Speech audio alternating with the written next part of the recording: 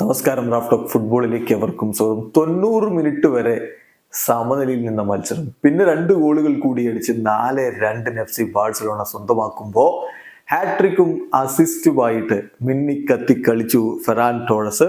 എന്തായാലും Ferran ടോറസിന്റെ hat trick കൂടാതെ Joao Felix ആണ് ബാഴ്സലോണയ്ക്ക് വേണ്ടി ഗോൾ അടിച്ചത്. റയൽ ബെറ്റിസിന്റെ 2 ഗോളുകളും ഇസ്കോയുടെ വകയായിരുന്നു.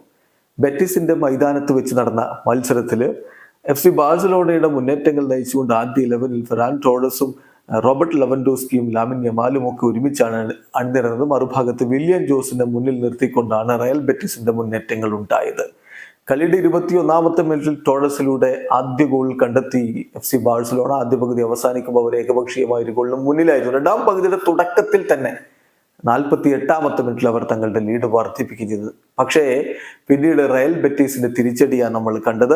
56-ാമത്തെ മിനിറ്റിലും 59-ാമത്തെ മിനിറ്റിലും ഇസ്കോ പന്ത് വലയിലേക്ക് എത്തിച്ചതോടെ സ്കോർ ലൈൻ 2-2 എന്ന രൂപത്തിലേക്ക് മാറി.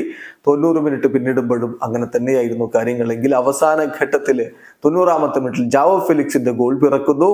ബാഴ്സലോണ ലീഡിലേക്ക്. തൊട്ടടുത്ത നിമിഷങ്ങളിൽ ഫെറാൻ ടോറസ് തന്റെ ഹാട്രിക് പൂർത്തിയാക്കുകയും ചെയ്തതോടെ 4-2 തകർപ്പൻ ജയം ഒടുവിൽ FC ബാഴ്സലോണ സ്വന്തമാക്കുകയും ചെയ്തു.